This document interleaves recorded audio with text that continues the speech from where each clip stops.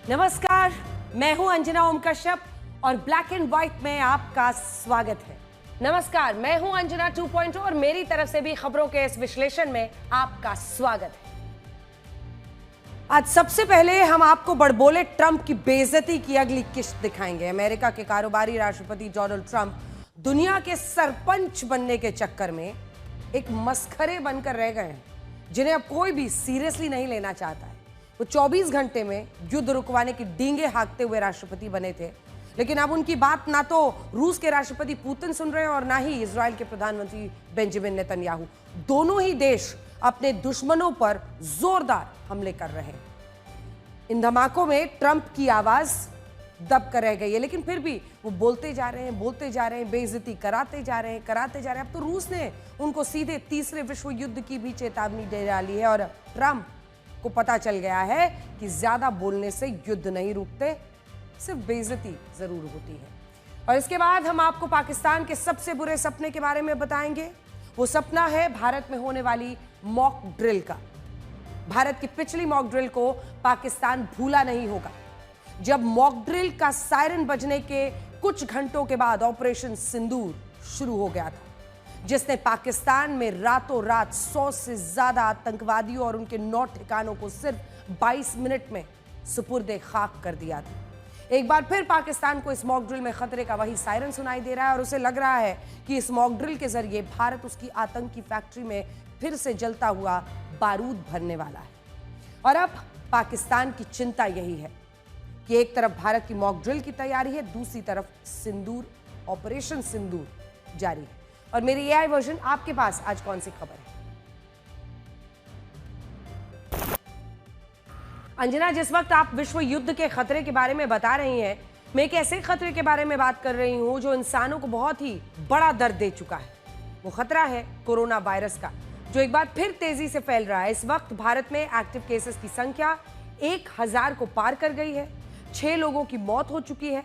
आज हम आपको बताएंगे कि लोगों को कोविड से घबराने के बजाय अधिक सावधान रहने की जरूरत क्यों है। कल पाकिस्तान के लिए जगराते का दिन है। कल रात फिर से पाकिस्तानी सेना और सरकार की नींद हराम होने वाली है, क्योंकि कल भारत सीमावर्ती राज्यों में युद्ध की मॉक ड्रिल करने वाला है। राजस्थान, हरियाणा, गुजरात, जम्मू कश्मीर और केंद्र शासित प्रदेश चंडीगढ़ में कल मॉक ड्रिल होगा और फिर 3 जून को पंजाब में मॉक ड्रिल किया जाएगा। हम आपको भारत के नक्शे पर भी दिखाएंगे। भारत में मॉक ड्रिल का सायरन बजते ही पाकिस्तान के होश उड़ जाते हैं। आपको तो याद होगा 7 मई को पिछली बार मॉक ड्रिल पर क्या हुआ था। पाकिस्तान वो रात कभी नहीं भूल पाएगा। भारत ने उस रात पाकिस्तान के 9 आतंकी ठिकानों को तहस नहस कर दिया था। लश्कर और जैश के हेडक्वार्टर पर ब्रह्मोस मिसाइलों से इतने हमले किए थे कि पूरे पाकिस्तान में गूंज सुनाई दी थी। पाकिस्तान के एयर डिफेंस सिस्टम और वायुसेना को तो भारतीय मिसाइलों ने हमले की भनक तक नहीं लगने दी। इन हमलों में भारत ने 100 से ज्यादा आतंकी मारे थे। भारतीय वायुसेना ने पाकिस्तान और पीओके में मौजूद आतंकी ठिकानों को मिट्टी में मिला दिया था। अब एक बार फिर से सीमावर्ती राज्यों में भारत मॉक ड्रिल करने जा रहा है। पाकिस्तान फिर से सोच में पड़ गया है कि अब की बार ना जाने क्या होने वाला है। पाकिस्तानी इस बात से ज्यादा परेशान है कि भारतीय प्रधानमंत्री नरेंद्र मोदी हर बार अपने संबोधन में यही दोहराते हैं कि ऑपरेशन सिंदूर अभी खत्म नहीं हुआ है। यह हम आपको दिखा रहे हैं। सीमावर्ती राज्यों में मॉक ड्रिल होने वाला है। पाकिस्तान बॉर्डर से सटे राज्यों में मॉक ड्रिल होने वाला है। जम्मू कश्मीर, हरियाणा, चंडीगढ़, राजस्थान, गुजरात। देखिए, प्रधानमंत्री नरेंद्र मोदी लगभग हर भाषण में, हर संबोधन में यह दोहरा रहे हैं कि ऑपरेशन सिंदूर अभी खत्म नहीं हुआ है। मतलब यह है कि आतंकियों पर एक्शन कभी भी हो सकता है। पाकिस्तान को डर रहता है भारत के ऑपरेशन सिंदूर की दूसरा वार ना जाने कब हो जाए। और मैं फिर दोहरा रहा हूं, हमने पाकिस्तान के आतंकी और सैन्य ठिकानों पर अपनी जवाबी कार्रवाई को अभी सिर्फ स्थगित किया है। आने वाले दिनों में हम पाकिस्तान के हर कदम को इस कसौटी पर मापेंगे कि वो क्या रवैया अपनाता है। ऑपरेशन सिंदूर मानवता की रक्षा और आतंकवाद के अंत का मिशन है। 6 मई की रात ऑपरेशन सिंदूर सैन्य बल से प्रारंभ हुआ था, लेकिन अब यह ऑपरेशन सिंदूर जनबल से आगे बढ़ेगा। और जब मैं सैन्य बल और जनबल की बात करता हूं, तब ऑपरेशन सिंदूर जनबल का मतलब मेरा होता है जन जन देश के विकास के लिए भागीदार बने, दायित्व संभालें। प्रधानमंत्री मोदी ने दुनिया को साफ तौर पर कह दिया है कि आज का भारत वो भारत नहीं रहा जो आतंकी हमलों के बाद डॉजिया देखकर चुप हो जाता है। अब भारत को चाहिए आतंकियों का खात्मा, इसीलिए वो मॉक ड्रिल करके अपनी तैयारियां पुख्ता करता रहेगा। और क्या पता मॉक ड्रिल का कौन सा दिन पाकिस्तानी आतंकियों का आखिरी दिन साबित हो जाए। अभी हाल ही में बीएसएफ के आईजी ने खुफिया एजेंसियों से मिले इनपुट के आधार पर बताया था कि आतंकी एक बार फिर से अपने पुराने ठिकानों पर लौट रहे हैं। ध्यान से सुनिए इस खबर को। हाल ही में बीएसएफ के आईजी ने खुफिया एजेंसियों से मिले इनपुट के आधार पर बताया कि आतंकी एक बार फिर से अपने पुराने ठिकानों पर लौट रहे हैं, यानी टेररिस्ट लॉन्च पैड्स में पहुंच रहे हैं। मुमकिन है कि पाकिस्तानी सेना घुसपैठ में उनकी मदद करे। हालांकि बीएसएफ ने निगरानी बढ़ा दी है और ड्रोन के जरिए भी हर हरकत पर नजर रखी जा रही है। कल होने वाली मॉक ड्रिल पाकिस्तान और उसके आतंकियों के लिए खतरे का सिग्नल भी हो सकता है। कम से कम उन आतंकियों के लिए जरूर हो सकता है जो अगर इस लॉन्च पैड्स में पहुंचे हुए हैं। कल के मॉक ड्रिल पर तो हमारी नजर रहेगी ही। अमेरिका के राष्ट्रपति डोनाल्ड ट्रंप उन खोखले गुब्बारों की हवा निकालेंगे हम जो वो लगातार उड़ाने की कोशिश कर रहे हैं, जिनमें उन्होंने अमेरिका के राष्ट्रपति बनने से पहले खूब हवा भरी थी। आप कहेंगे ट्रंप के दावों का भारत से क्या लेना है, क्या लेना देना है? डोनाल्ड ट्रंप जब भारत और पाकिस्तान के बीच युद्ध रुकवाने का फर्जी दावा करते हैं तो भारत की तरफ से भी जवाब आता है कि इसमें अमेरिका की कोई भूमिका नहीं। डीजीएमओज ने बात की थी। इसीलिए आज हम आपको यह बता रहे हैं कि डोनाल्ड ट्रंप भले ही दुनिया के सबसे शक्तिशाली देश के सबसे शक्तिशाली व्यक्ति हो, लेकिन फिलहाल तो ऐसा लगता है कि वो चाहे दावे कुछ भी कर ले, दुनिया को भी यह समझ में आ रहा है कि डोनाल्ड ट्रंप ने अपने गुब्बारों में फर्जी हवा भर दी थी। इसीलिए दुनिया ने ट्रंप को ना कहना शुरू कर दिया है। ये भी आपको बताएंगे। देखिए जरा याद कीजिए, जब ट्रंप अमेरिका में राष्ट्रपति बनने के लिए चुनाव लड़ रहे थे तो हर रोज किस तरह का दावा करते थे। ट्रंप कहते थे कि वो 24 घंटे में रूस और यूक्रेन का युद्ध ही रुकवा देंगे, चाहे वो चुनावी रैलियां रही हों या फिर न्यूज चैनल्स के इंटरव्यू रहे हों। डोनाल्ड ट्रंप ने रूस यूक्रेन को लेकर हर बार यही दावा किया था कि उन्हें इस युद्ध को रुकवाने में सिर्फ 24 घंटे का वक्त लगेगा, 24 आवर्स। ऐसे चुटकी बजाते थे। आज इस युद्ध को 3 साल से भी अधिक वक्त हो चुका है। ट्रंप को प्रेसिडेंसी संभाले हुए 128 दिन हो चुके हैं, लेकिन यह युद्ध रुका नहीं है बल्कि और तेज गति से बढ़ गया है। तो ये जो चुटकियों में सुलझाने की वो बात करते थे, ट्रंप ने कोशिश की, खूब बातें करते हैं, कभी इधर की बात, कभी उधर की बात, बिजनेस की बात, लेकिन उनकी कोशिशों का हल कोई नहीं निकल रहा। पुतिन माने ही नहीं। ट्रंप को पुतिन के हाथों कैसे बेइज्जत होना पड़ा, अब आपको ये बताते हैं जरा। पिछले हफ्ते राष्ट्रपति डोनाल्ड ट्रंप ने करीब 2.5 घंटे तक फोन पर रूसी राष्ट्रपति व्लादिमीर पुतिन से खूब बात की थी। पुतिन ने कहा था कि वो अमेरिका को एक मेमोरेंडम ऑफ पीस देंगे, यानी इसमें वो शर्तें होंगी जिससे यूक्रेन के साथ सीज फायर हो सके। लेकिन इस फोन कॉल को 1 हफ्ते से ज्यादा का समय बीत चुका है। ट्रंप को अभी तक रूस की तरफ से कोई भी डॉक्यूमेंट नहीं मिला है। उल्टा रूस का कहना है कि वो सभी मेमोरेंडम बना रहा है, अभी मेमोरेंडम बना रहा है, और वो ये नहीं कह सकता कि इसे बनने में कितना वक्त लगेगा, कितना लंबा वक्त लग सकता है। अब पुतिन की नाफरमानी से ट्रंप इस हद तक गुस्सा हो गए कि वो पुतिन को कुछ भी कहने लगे हैं। पहले उन्होंने पुतिन को क्रेजी बताया, क्रेजी, हिंदी में सीधा अनुवाद कीजिए तो पागल। और अब तो उन्होंने बिल्कुल एक ऐसी नई बहस छेड़ दी है कि तीसरे विश्व युद्ध की बात होने लगी है। सोचिए ट्रंप क्या क्या करवा रहे हैं। मंगलवार को अपने सोशल मीडिया पर ट्रंप ने लिख दिया कि व्लादिमीर पुतिन को यह समझ में नहीं आ रहा है कि अगर मैं नहीं होता तो रूस के साथ बहुत सी खराब चीजें पहले से हो जाती, और मेरा मतलब है कि बहुत खराब।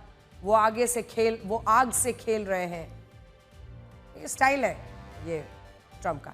इसके बाद ट्रंप को रूस की तरफ से भी जवाब दिया गया, सोशल मीडिया पर ही दिया गया। एक्स पर रूस के पूर्व राष्ट्रपति दिमित्री मेदवेदेव ने लिखा, मैं सिर्फ एक ही खराब चीज को जानता हूं और वो है वर्ल्ड वॉर 3।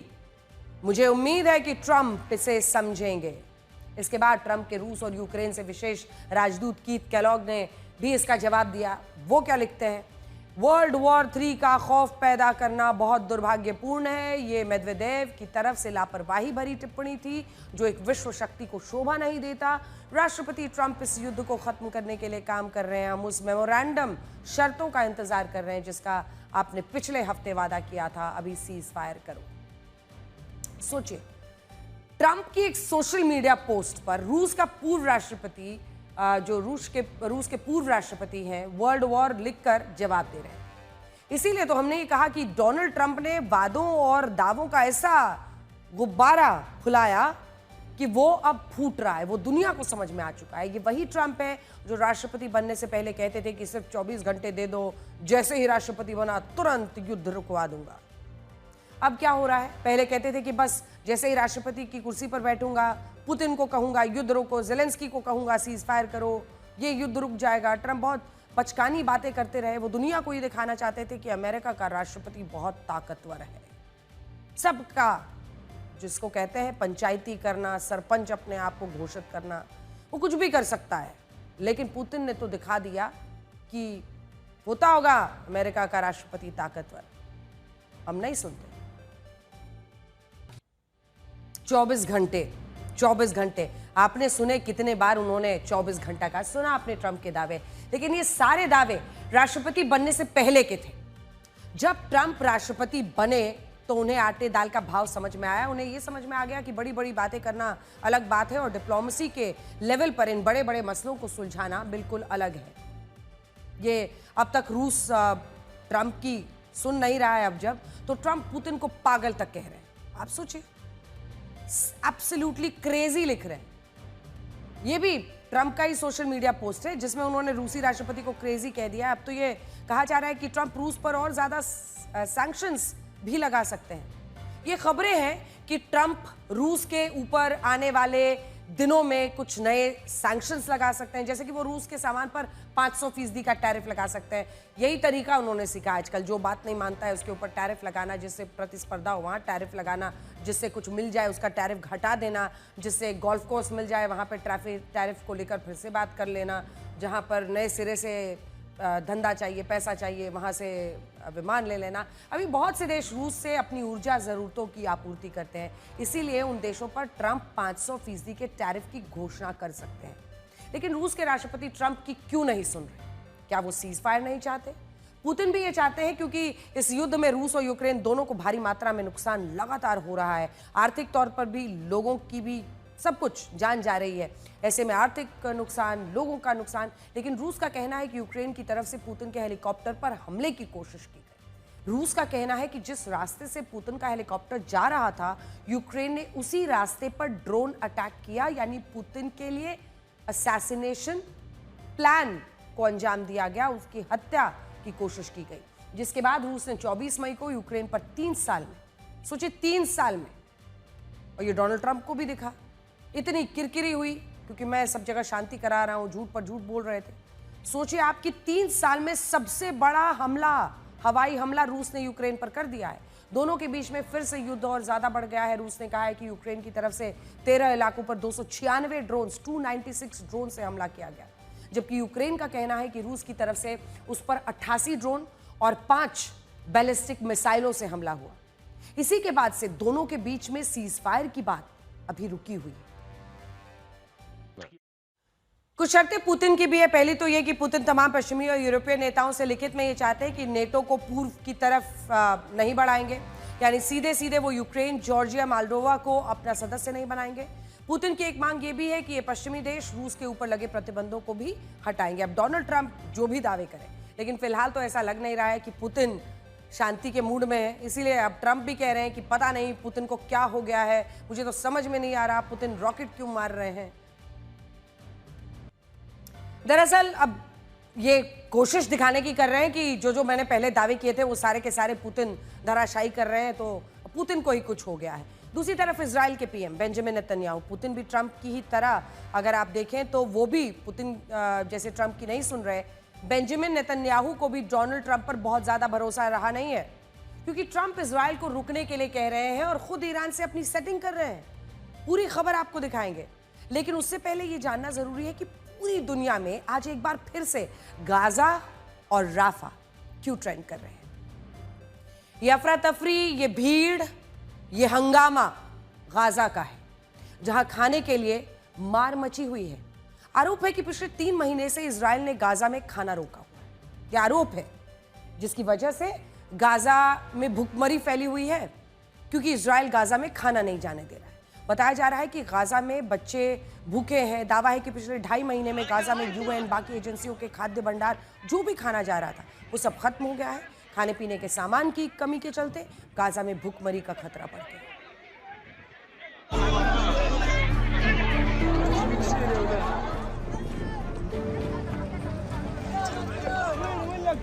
كلها مزعه الكرتون عبيتها في الفلوس.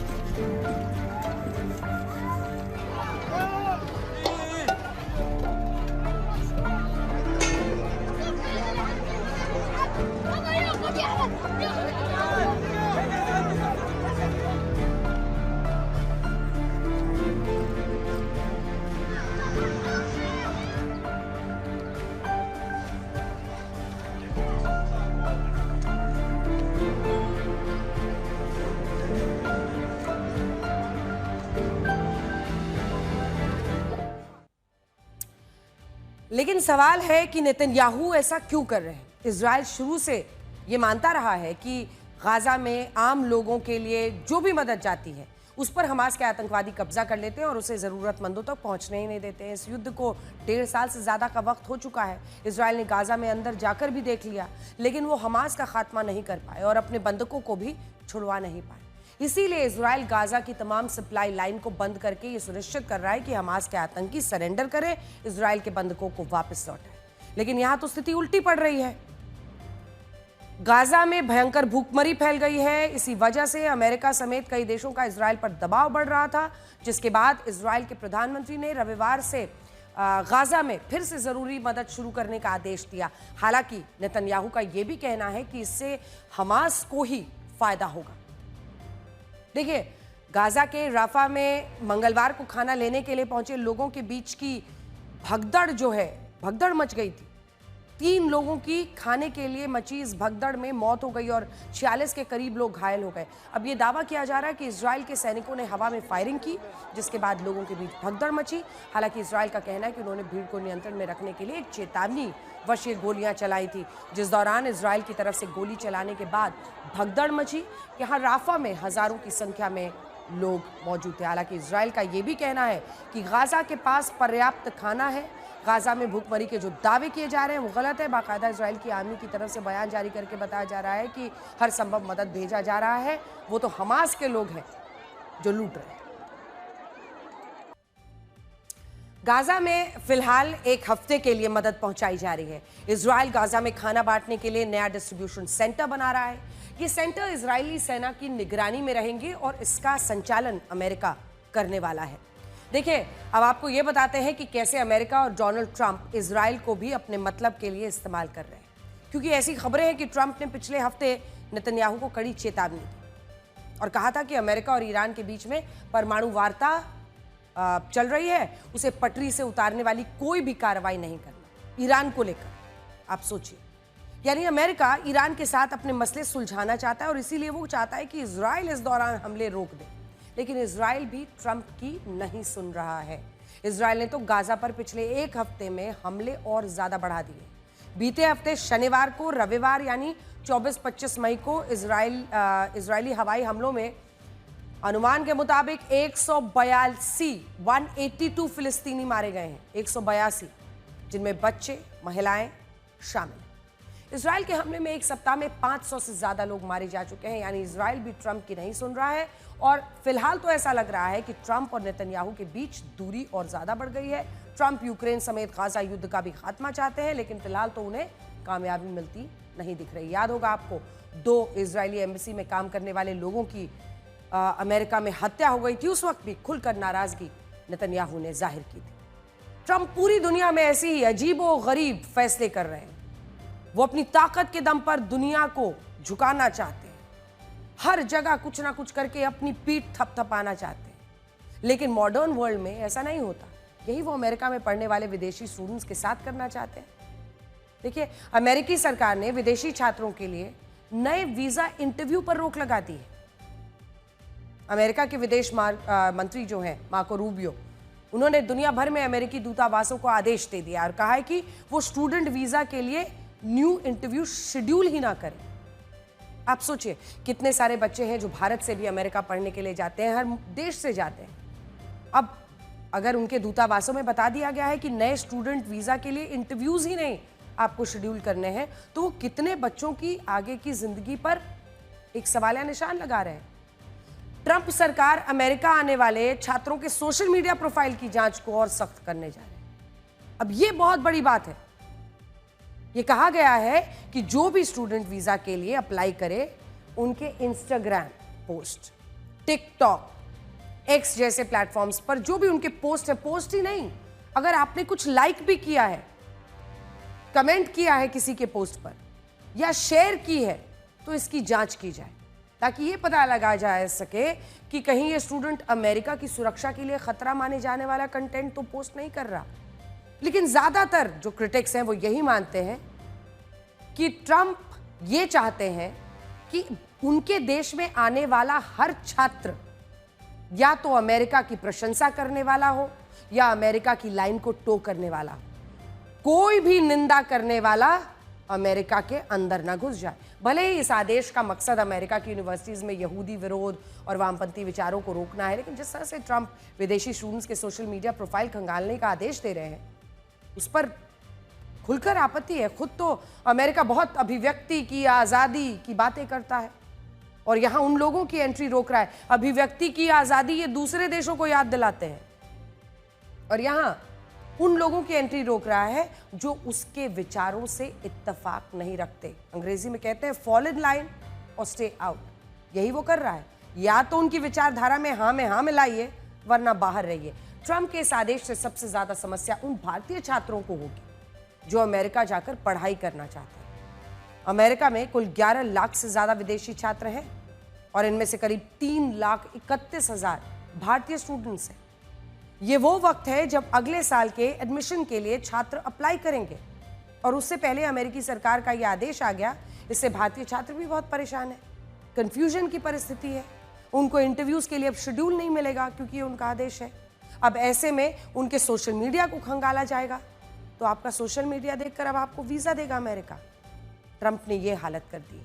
अब अगली खबर का रुख करते हैं। इस वक्त दुनिया एक ऐसे मुहाने पर खड़ी है जहां से कभी भी विश्व युद्ध शुरू हो सकता है। हालात ये है कि दुनिया भर के देश अलग अलग मुद्दों पर लड़ रहे हैं। कई देश भले ही सीधी लड़ाई में ना उतरे हों, लेकिन वो परोक्ष तौर पर लड़ाइयों का हिस्सा बन चुके हैं। रशिया और यूक्रेन इसका सबसे बड़ा उदाहरण है। यूक्रेन की मदद के लिए अमेरिका और कई यूरोपीय देश आर्थिक और सैन्य मदद कर रहे हैं, जबकि रशिया को भी कई देशों से हथियार सैनिक मिले हैं। देखिए, इसी तरह से इजराइल फिलिस्तीन के युद्ध में फिलिस्तीन को कई इस्लामिक देश मदद कर रहे हैं और इजराइल को उसके मित्र देशों का समर्थन मिल रहा है।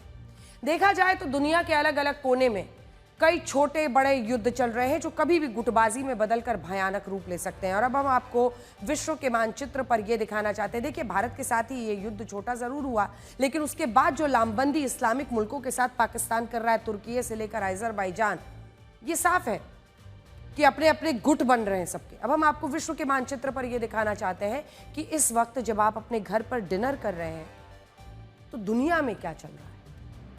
रशिया यूक्रेन पिछले 3 साल से युद्ध लड़ रहे हैं। कई कोशिशों के बावजूद युद्ध नहीं रुका। इजराइल फिलिस्तीन, वहां भी जंग जारी है। भारत पाकिस्तान के बीच 4 दिन की लड़ाई का पहला चरण हो चुका है। दूसरा चरण कभी भी भड़क सकता है, क्योंकि सिंधु जल संधि को लेकर आग भड़कने लगी है और कल युद्ध की मॉक ड्रिल भी होने वाली है। म्यांमार में गृह युद्ध की स्थिति चल रही है।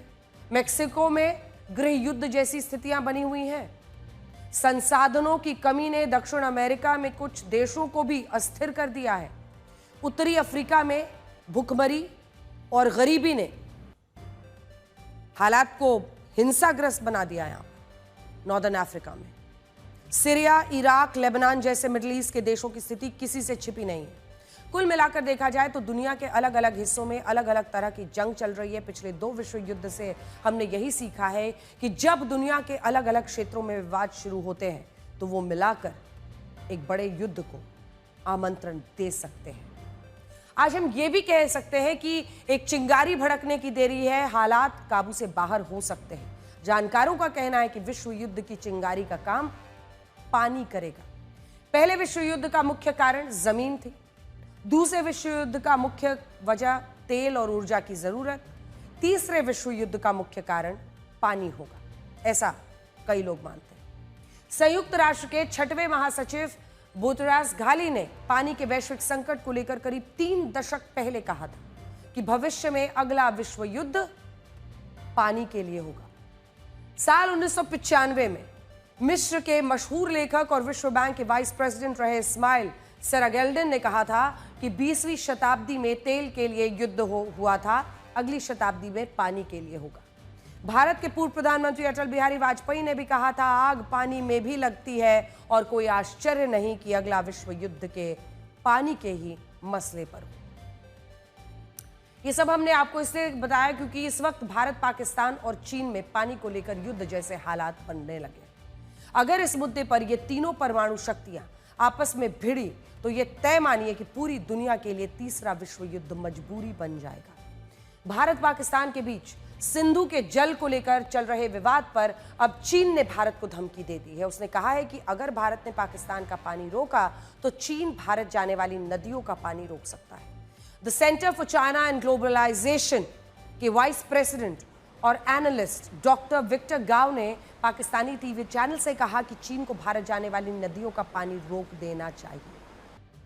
चीन के एनालिस्ट के इस बयान को चीन सरकार की नई रणनीति के तौर पर देखा जा रहा है। 22 अप्रैल को पहलगाम आतंकी हमले के बाद भारत ने पाकिस्तान के साथ करीब 65 साल पुरानी सिंधु जल संधि को स्थगित कर दिया था। सिंधु का पानी रुकने से पाकिस्तान के पंजाब और सिंध की खेती पर बुरा असर पड़ने लगा और इसकी वजह से वहां पर अंदरूनी जंग छिड़ी हुई है। सिंधु जल संधि पाकिस्तान के लिए लाइफ लाइन थी, जिसको भारत धीरे धीरे काटता जा रहा है और अब पाकिस्तान के पास अपना खून जलाने और भारत को कोसने के अलावा कोई रास्ता बचा नहीं है।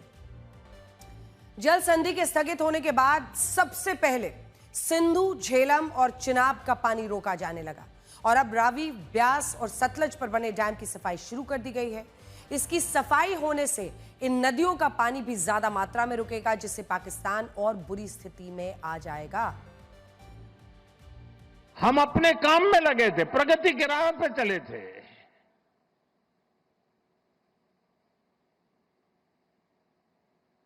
हम सबका भला चाहते हैं और मुसीबत में मदद भी करते हैं।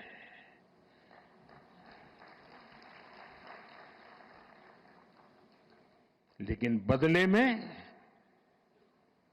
खून की नदियां बहती है।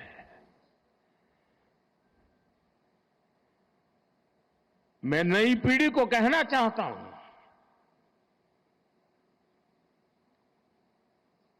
देश को कैसे बर्बाद किया गया है। 1960 में जो इंडस वाटर ट्रीटी हुई है, अगर उसकी बारीकी में जाएंगे तो आप चौंक जाएंगे।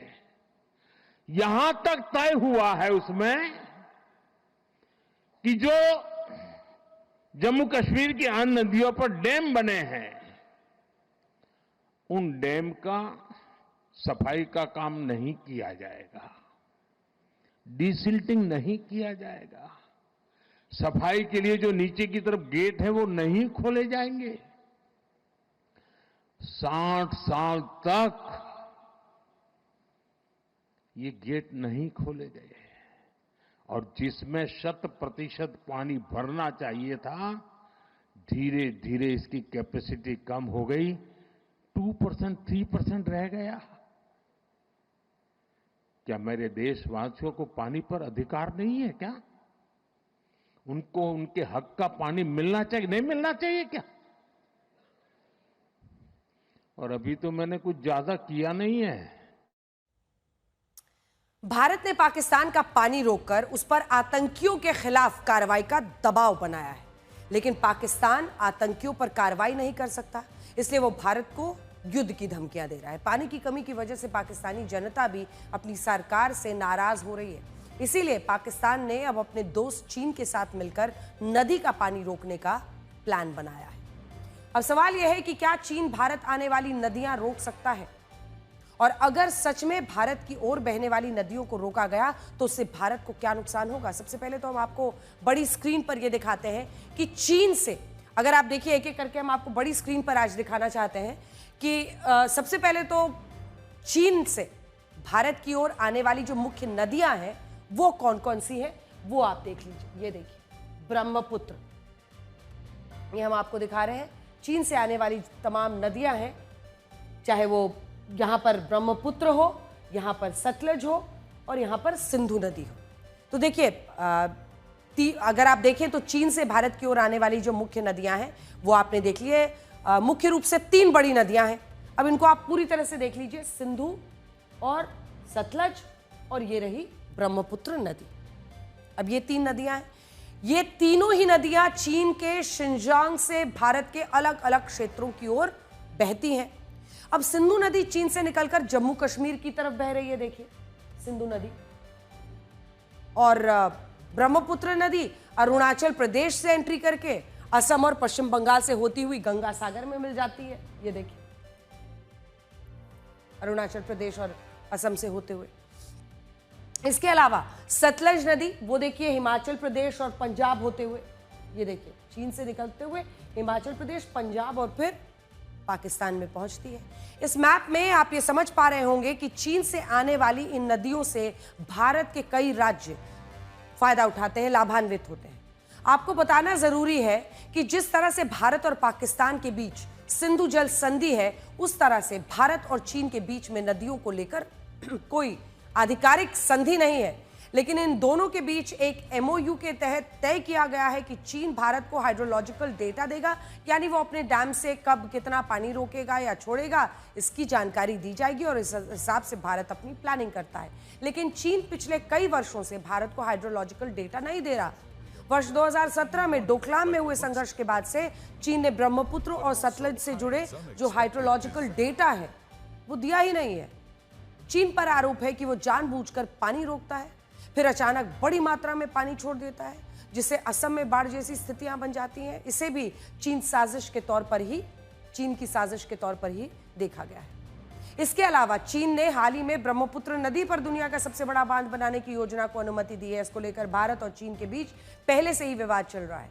बांध बनने की स्थिति में ब्रह्मपुत्र नदी के पानी का बहाव कम हो जाएगा, जिससे हमारे 3 राज्यों की खेती पर सीधा असर पड़ेगा। हालांकि चीन बहुत पहले से ही भारत के खिलाफ नदियों का जो जल है उसको रोकने की साजिश कर रहा है। नासा के रिसर्चर डॉक्टर वाई नित्यानंदन ने सैटेलाइट डेटा के आधार पर कई चौंकाने वाले खुलासे किए हैं। उनके डेटा के अनुसार चीन तो पिछले कई वर्षों से नदियों का जल रोककर भारत को लगातार परेशान कर रहा है। सैटेलाइट से मिले डेटा के मुताबिक पिछले 5 सालों से चीन ने सतलज के पानी को कई जगहों पर रोका है, जिससे इसकी धारा में लगभग 75% तक की कमी आ गई। सतलज का पानी 8000 गीगालीटर से घटकर अब केवल 2000 गीगालीटर हो गया है। आरोप है कि चीन ने पानी के बहाव को दूसरी दिशाओं में मोड़ दिया है, जिससे भारत में सतलज में पानी का मात्रा कम हो गई है। देखिए, सतलज में पानी की मात्रा कम होने की वजह से चीन के बांध और हाइड्रोइलेक्ट्रिक उनका इंफ्रास्ट्रक्चर है जो वो बना रहे हैं ताकि वो उसका इस्तेमाल करे भारत के खिलाफ। इनके जरिए चीन सतलज के बहाव को नियंत्रित कर रहा है और एक हथियार के तौर पर भारत के खिलाफ खुलकर इस्तेमाल कर रहा है। नदियों के जल रोकने वाला विवाद अगर ऐसे ही चलता रहा तो 3 परमाणु शक्ति संपन्न देश क्या युद्ध की स्थिति में आ जाएंगे? पाकिस्तान पूरी तरह से सिंधु के जल पर निर्भर है और उसके पास सिंचाई और पीने के पानी का जरिया सिंधु ही है। ऐसे में उसके पास भारत पर हमला करने के अलावा दूसरा रास्ता नहीं बचेगा। ठीक वैसे ही चीन ने अगर नदियों का जल रोका तो भारत के साथ संघर्ष की नौबत ना आ जाए। और अब अगली खबर का रुख करते हैं। एक तरफ दुनिया के अलग अलग हिस्सों में बढ़ते तनाव की वजह से विश्व युद्ध का खतरा मंडरा रहा है तो दूसरी तरफ एक और खतरा फिर से सिर उठा रहा है जो पहले ही दुनिया को बहुत बड़ा दर्द दे चुका है। आज हम बात कर रहे हैं कोरोना वायरस की। भारत समेत दुनिया के अलग अलग देशों में कोविड के मामले अचानक से बढ़ने लगे हैं। मंगलवार तक अगर आप देखिए तो भारत में कोविड के जो एक्टिव केसेस थे उनकी संख्या 1000 को पार कर गई। 1000। सबसे बड़ी बात यह है कि इन सक्रिय जो एक्टिव केसेस हैं 1000 मामले कोविड के, उनमें 700 से ज्यादा मामले 19 मई के बाद यानी पिछले 10 दिन में आए हैं। यानी जो रेट है वो धीरे धीरे बढ़ रहा है। कोरोना के एक्टिव केसेस में से लगभग 75% जो हैं वो मामले भारत के 3 राज्यों से हैं, जिनमें केरल 430, महाराष्ट्र 210 और दिल्ली 104 केसेस मिले हैं। डरने की बात इसलिए कम है कि भारत के 36 राज्य और केंद्र शासित प्रदेशों में सिर्फ 9 ऐसे केसेस हैं जिनमें कोविड केसेस डबल डिजिट में हैं। लेकिन हाँ, ये वो वक्त जरूर है जब सतर्क होना है। केरल, महाराष्ट्र, दिल्ली के अलावा गुजरात, तमिलनाडु, कर्नाटक, उत्तर प्रदेश, राजस्थान, पश्चिम बंगाल, इनमें कोरोना के मामले 10 से ज्यादा है। भौगोलिक रूप से देखें तो कोविड का असर सीमित है। सुकून की बात यह है कि भारत के 20 राज्य और यूटी ऐसे हैं जहां भी कोविड का कोई भी सक्रिय केस नहीं है। इसीलिए कोविड से घबराने की नहीं बल्कि सावधानी बरतने की जरूरत है। कई लोग ऐसा मानते हैं कि अब ये एक सामान्य फ्लू की तरह हो गया है। हालांकि कोविड की वास्तविक स्थिति अगले 1 हफ्ते में साफ हो जाएगी, क्योंकि जैसे जैसे कोविड के लक्षण वाले लोगों की जांच बढ़ेगी आंकड़ों में स्पष्टता आएगी। अभी कोविड की वजह से ज्यादा लोग भर्ती नहीं हो रहे। हालांकि कोविड के की ही वजह से पिछले 10 दिन में 6 लोगों की मौत हो चुकी है। पिछले 10 दिनों में 6 लोगों की मौत हुई है। मरने वालों में 3 लोग महाराष्ट्र के हैं, 2 केरल के हैं और 1 कर्नाटक से। भारत ही नहीं बल्कि दुनिया के कई और देश हैं जो कोविड के मामलों में वृद्धि की बात कर रहे हैं। सिंगापुर में 26 अप्रैल तक कोविड के मामले लगभग 11,000 थे, जो अब 3 मई तक 14,000 हो गया है। और देखिए, सबसे ज़्यादा लोग अगर आप देखिए आसपास के मुल्कों से कहाँ आते हैं, वो या तो केरल में जाते हैं या मुंबई, दिल्ली, और इसीलिए यहाँ पर केसेस ज़्यादा है। यहाँ से फिर कोई ट्रैवल कर रहा है तो वो फैला रहा है। इसे लेकर सिंगापुर की जो हम बात कर रहे थे, सिंगापुर के अधिकारियों का कहना है कि उन्हें पहले से ही आशंका थी कि साल भर में होने वाली सांस के संक्रमण वाली दूसरी बीमारियों की तरह कोविड के मामले भी आ सकते हैं, क्योंकि अब ये सामान्य हो गया। ये समझना भी ज़रूरी है कि ये कोविड का वायरस खत्म नहीं हुआ है, लेकिन अब ये आपातकाल की तरह रिएक्ट नहीं करता, बल्कि कई डॉक्टर्स और स्पेशलिस्ट ये कह रहे हैं कि ये बाकी फ्लू की तरह बीमारियों का जो पूरा एक लिस्ट है जो कई बार फैलती हैं वो हो गया है। अब सवाल यह है कि कोविड के मामले अचानक से क्यों बढ़े, तो इसकी एक नहीं बल्कि कई जगह अलग अलग वजह है। देखिए, पहला, समय के साथ वैक्सीन का असर कम होता है, बीमारी के प्रति इम्यूनिटी कमजोर होती है, जिससे शरीर में संक्रमण का खतरा बढ़ जाता है। दूसरी, वायरस के नए वेरिएंट्स, समय के साथ वायरस में बदलाव आता है जिससे ये इम्यूनिटी को चकमा दे सकता है। तीसरी वजह है मौसमी पैटर्न। कुछ बीमारियां मौसम के आधार पर फैलती हैं। ह्यूमिड पीरियड, मतलब जब हवा में बहुत नमी हो तो संक्रमण बढ़ जाता है। चौथी एक बड़ी वजह है कम टेस्टिंग, निगरानी कम होती है। अब जैसे खबर फैल रही है, कोई बीमार होगा तो हो सकता है टेस्टिंग शुरू करे, वो टेस्टिंग करा ले, वरना लोग टेस्टिंग ही नहीं कराते। जो ये वेरिएंट आया है कोरोना को लेके, कितना अलर्ट रहने की जरूरत है और कितना खतरनाक है, या पिछले साल की तरह ही है? जो ये नया वेरिएंट आया है JN.1, ये है तो पुराना अगस्त 23 में रिपोर्ट किया गया था कि ये पहली दफा देखा गया था, लेकिन ये वेरिएंट ग्रेजुअली कुछ सालों में वेरिएंट जो है डोमिनेंट वेरिएंट हो गया। सारे दुनिया में ये सबसे ज्यादा वेरिएंट हो गया। इसमें कुछ म्यूटेशन है जो हम पहले कहते थे स्पाइक प्रोटीन पे, इसके कारण ये ज्यादा इन्फेक्टिव है और ये इम्यून एस्केप मैकेनिज्म, मतलब इम्यूनिटी, बॉडी की इम्यूनिटी को एस्केप करके इन्फेक्शन करता है। लेकिन ये देखा गया है कि इसमें डिजीज जो है ज़्यादातर लोगों में माइल्ड डिजीज होती है, जुकाम, नज़ला, बुखार, खांसी, गले में खराश। जिन लोगों को कोमॉर्बिडिटीज हैं, बुजुर्ग लोग हैं, जिनको डायबिटीज़ हैं, हार्ट की प्रॉब्लम है, या ऐसी दवाइयों पे हैं जिससे इम्यूनिटी कम हो जाती, उनमें ज़्यादा सीवियर इन्फेक्शन हो सकती है, तो उनको ज़्यादा सावधानी बरतने की ज़रूरत है। ये हमें समझ लेना चाहिए कि ये जो कोविड-19 वायरस है, कोरोना जो ये सब वायरस है, ये अब हमारे साथ रहेगा। जैसे हाँ, मतलब ये जैसे और वायरसेस हैं, इसमें ही रहेगा, ये कभी खत्म नहीं होगा। एक टाइम था 2003 में जब कोविड का एक सार्स को वायरस आया था, वो खत्म हो गया था क्योंकि उसको कंटेन हो गया, तो आगे फैल नहीं पाया था। इसीलिए कोविड से घबराने से ज्यादा सावधान रहने की जरूरत है और वो सभी आदतें फिर से व्यवहार में लानी चाहिए जो कोविड के दौरान जिनका पालन किया जाता था। भीड़ भाड़ वाले इलाके में जाएं, अगर मुमकिन हो तो आप मास्क पहने। आपको सर्दी है, नाक, मतलब जो भी परेशानियां होती हैं, सिर दर्द है, खराश है, बुखार है, तो मास्क जरूर पहने। ऐसे लोगों को घर पर ही आइसोलेट होना चाहिए, बाकियों से थोड़ा दूर रहें। घर पर भी फिजिकल डिस्टेंसिंग का पालन करें, मास्क पहने, हाथों की सफाई का ध्यान रखें। बाहर जाते हैं, वापस आते ही हाथ धोइए, पानी पीते रहें, शरीर के तापमान, ऑक्सीजन के स्तर की निगरानी। अगर आपको बुखार वगैरह आता है तो मतलब प्रिकॉशन लेना है, आपको तैयार रहना है, प्रिकॉशन लेना है, सावधानी बरतनी है।